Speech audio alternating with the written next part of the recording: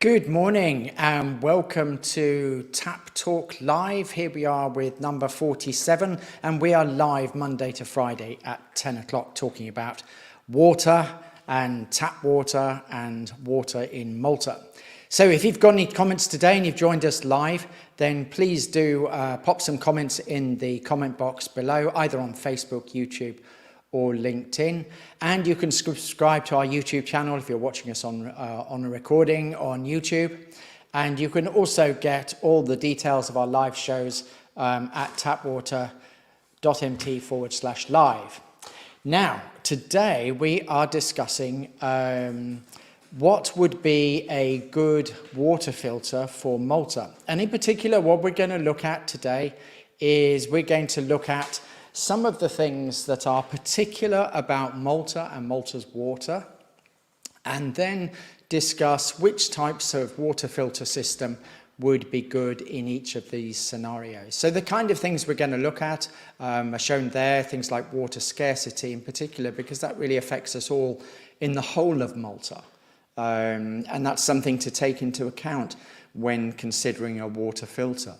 And then we're and then we're going to look at things like chlorine. We all know that Malta's water tastes quite strongly of chlorine, although there are some things that the Water Services Corporation are doing about that currently. And in fact, that's targeted for this year to make that better and reduce the amount of chlorides in the water. Nitrates, we've read probably already that this is a problem. We have about 40% groundwater. And so we need to look at the nitrates that come from the groundwater in our water. Pesticides, herbicides, the same way in the groundwater. Heavy metals, there's been some research a few years ago now, but showing different levels of metals contamination in different areas in Malta. Rust and sediment, we've all seen that in our water as Water Services Corporation has been working on the pipes. We've seen that sediment and the rust comes through. It doesn't disappear when they're not working on the pipes. It just doesn't come through the pipes necessarily in the flood that it comes through after the work has gone on. And then finally, we're going to look at THMs, microplastics, lime and healthy minerals. All different kind of things that we need to consider when looking at whether we want a water filter in Malta. So let's look at water scarcity. First of all, water is a scarce resource in Malta. Therefore, wasting it is not a great idea for any of us. So our public supply drinking water comes 60% from reverse osmosis. And there are 4 reverse osmosis plants in Malta. And therefore, that leaves 40% coming from, let's say, natural resources such as groundwater. Now, the groundwater over the past few years has been reduced considerably. There are lots of boreholes. It's a highly regulated industry. But the amount of water being taken from boreholes and groundwater, they've been trying to reduce it because it is very scarce. And in fact, it takes many, many years for the rainfall to end up in our groundwater. In fact, if you didn't know, Malta actually has 11 times more rainfall than we produce in reverse osmosis water. So we actually do have the water coming into our land. It's just that we don't collect it. And that's one of the things that has been talked about and may change over the next few years. Also, reverse osmosis water, there's a cost to reverse osmosis water in electricity, and therefore there is a cost in climate change. So carbon dioxide emissions, carbon emissions are happening because we use reverse osmosis at highly efficient plants, but there is still a cost. In fact, in CO2 terms, it's about 3 kilos per 1,000 litres of water. Therefore, the average use of a residential one person in a household is about 30,000 litres per year on average. So that means you're looking at 100 kilos of carbon emissions just from the water you use in your house. This isn't drinking water, this is just water you use in your house. Now at 5,000 litres a year, let's say, for your drinking water per person, you're looking at about 15 kilos of carbon emissions just from the reverse osmosis production. Therefore, if you waste any water in producing either drinking water or the water you use in your house, it's not a great idea. In fact, there's lots of promotion going on by Water Services Corporation about conserving water, not flushing your toilet every single time, reusing water in the garden, for instance. When you boil your pasta, you can reuse the water in the garden, and all sorts of little things like that. Now, as far as water filtration for drinking water is concerned, some systems waste water. Now, okay, you can pay more and have the wastewater put back into your toilets and things like that, but that's still a wasted resource because you're still actually wasting the water that you produce in reverse osmosis. In fact, up to 3 to 5 times the water that you drink is actually wasted and either goes down the drain or gets recycled through your piping. Now, the second thing is we're actually wasting water with plastic bottles. A plastic bottle takes 3 litres of water just to produce, that you stick then 2 litres of water in it, which is kind of like a real waste, isn't it? So water scarcity is the number one consideration really for the whole of Malta when you're considering about water filtration systems. Reverse osmosis systems waste water, plastic bottles waste water or consume water. Activated carbon block filters such as tap water filters do not waste any water and do not cost any water to use. And your jug filters also do not waste any water. So let's look at the next thing then. What about chlorine? Chlorine, or chlorides as they are, chlorine we know, it makes the water taste bad. They're not necessarily high levels from a sort of numerology, from a testing point of view. However, we seem to have higher levels than some countries because it tastes worse. And there's a big program to reduce that in Malta by the big European development operation going on, which is due to launch this year. It's a new piping system which centralises more of the water. So chlorine is being reduced in Malta, and I think I watched the Water Services Corporation talking on the APS seminar that was done this year about water scarcity. And there is a plan to reduce the chlorides from 400 down to 250 parts per million. So that'll be good news for the taste. Chlorine is not removed in a reverse osmosis method, but it is removed in a reverse osmosis water filtration system. So don't get me wrong, it is removed, but it's removed by an activated carbon block. So an activated carbon block such as, let me just find one here. Here's an activated carbon block. This is what the stuff is inside a water filter such as this. This is a very tiny one, the smallest water filter in Malta. And in fact, the activated carbon block in there removes chlorine by the adherence of the chlorine ions to the surface of the activated carbon. So you need a water filter that gets rid of chlorine. Obviously, reverse osmosis systems do, activated carbon systems do, and granular activated carbon systems in jugs also get rid of all of that. Nitrates, we've seen that in the news over the years. There has been comments about the high level of nitrates in the water in Malta. And this is because of the use of the groundwater, herbicides and pesticides and things like that, which we'll come to in a minute. And nitrates all end up from our agriculture into the groundwater. And the groundwater is many years old. So this isn't like you're putting it on the field last week and then next week it gets into the groundwater. It's many, many years. One figure I heard of, and I'm not a scientist from this point of view, but I think I heard on one conference that it's over 40 years between water being put on the ground and it actually ends up in groundwater. So any of the agricultural practices, let's say 30, 40 years ago, is probably impacting the groundwater now. And so we do have relatively high rates of nitrates, although within the EU regulated maximums.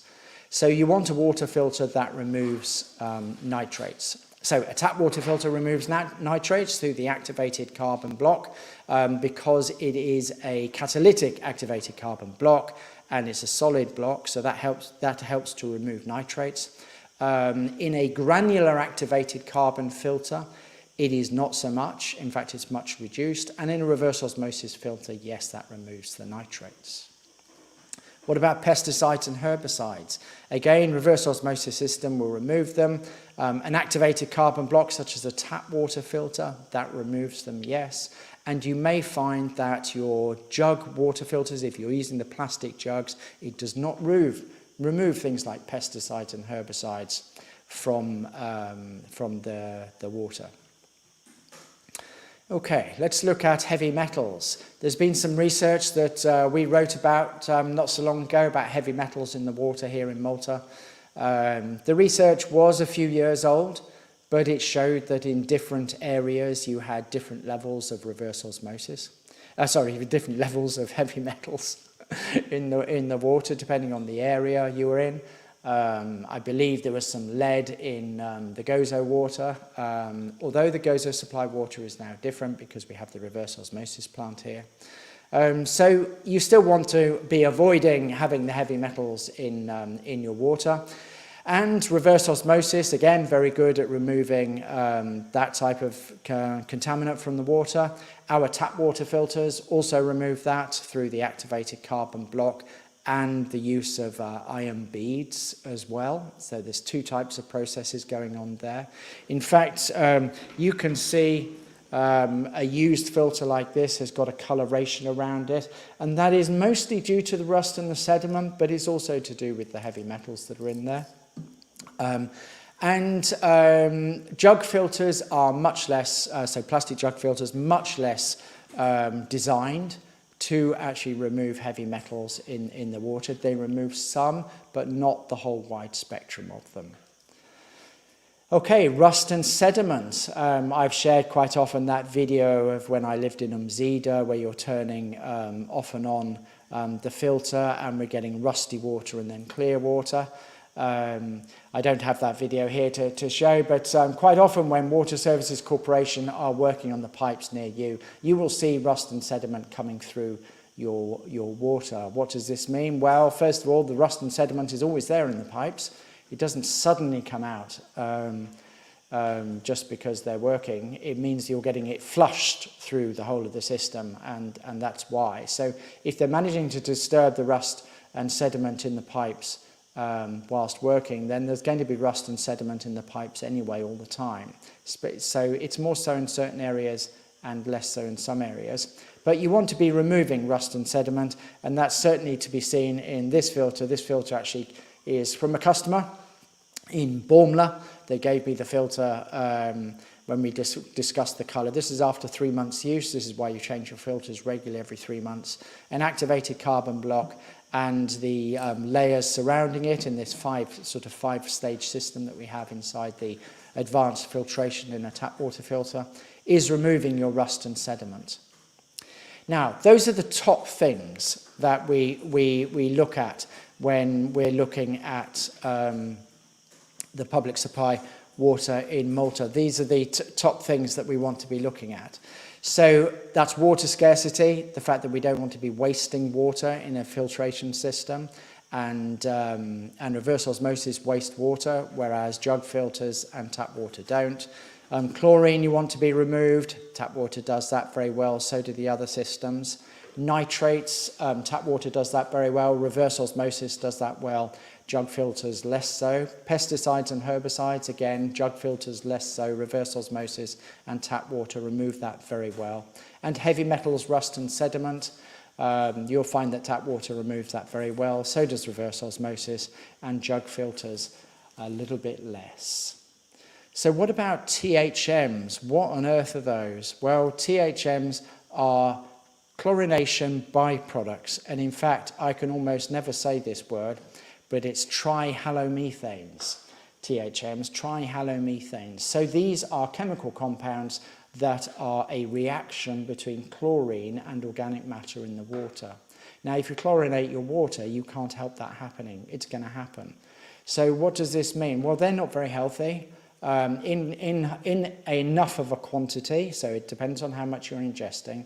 There are links to cancers such as bladder cancer and stuff like that.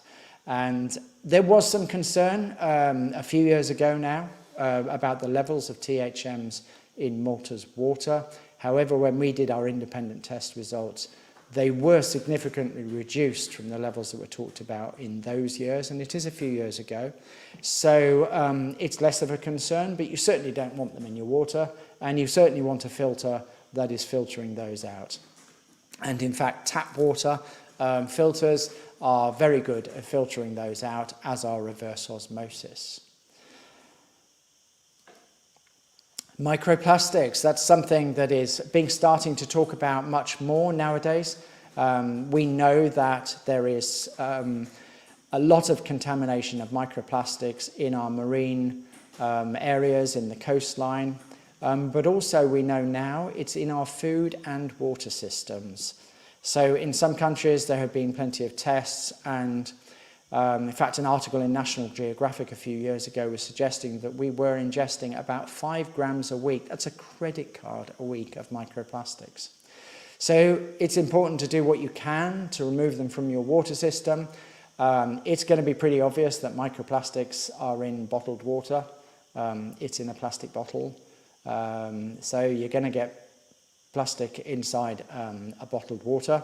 And in fact, also that's a very good reason for never reusing a single-use plastic bottle. It's designed for single use. You don't want to be using it again, because one of the researches that I read was how much microplastic got put in the water bottles when you unscrew and screw the lid.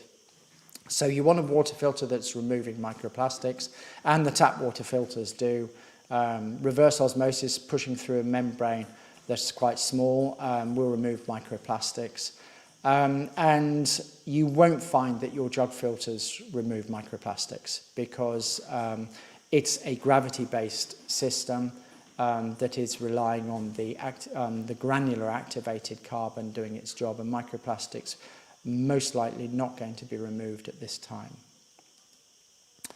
Limescale. Limescale is a problem in Malta's water. You know that from looking in your kettle, if you've ever used non-bottled and non-filtered water in your kettle or in your pans or even in your washing machine and stuff like that. So limescale is a problem.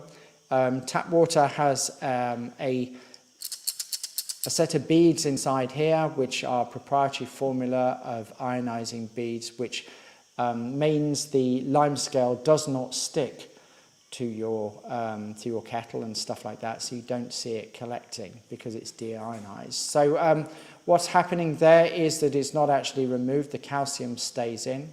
And again, a reverse osmosis system is very good at dealing with that, because it removes everything from your water. And we'll come to that in a minute. Is that a good idea? Calcium itself is healthy, and we need that for our bones and our bodies anyway. Jug filters, not so good at removing limescale, although some of them will have these ionizing beads in them also. What about healthy minerals? Malta has a high mineral content in its water. So lime is actually added into the water, and lime is added into the water because reverse osmosis is acidic. It produces acidic water. So you add lime back into it, and in fact some reverse osmosis systems remineralize the water after they strip everything out, which is kind of like, why not just leave it in the first place? But I mean, lime is added into the water so that it softens it, and we have that. We want that in Malta, so we have lime added into our water as well as chlorine. But it's also giving us some healthy minerals, as well as Malta has a natural amount of healthy minerals in the water as well. So you want filters that leave the healthy minerals in rather than add them in. And jug filters do that. They leave the healthy minerals in, and so does a tap water filter as well. So that covers all the aspects of what we were looking at for how to, if you were considering having a water filter, what particular things would be good for Malta. And tap water is particularly good for Malta's water. We've had independent test results done on Malta's water, and the test results are extremely good. You can see them at this website here, tapwater.mt/tests. You will get access to all the independent test results showing the removal of over 100 different contaminants that can be present in Malta's water, not just the ones that we've seen today on this list. And also, most importantly, there is no water wastage. So you're drinking water directly from the tap, and you're having it filtered, such as with one of these, such as the Eco Pro, directly at the point of delivery. So at the last bit of arrival into your home of the tap, just before your glass, then you're filtering it. The risk of contamination after filtration, extremely low. It really is the best time to filter your water, is just before you use it and just before you drink it. And although Water Services Corporation do their very best to ensure that we always get decent drinking water, there are hassles with producing water all over a small nation such as ours, 2,500 kilometres of pipes, and getting the water in the first place from reverse osmosis. There are challenges with this, and of course we meet all European standards, and we have a good supply of drinking water on most occasions, but a water filter right at the end ensures that you've got great tasting drinking water all the time. Thank you very much for joining us today.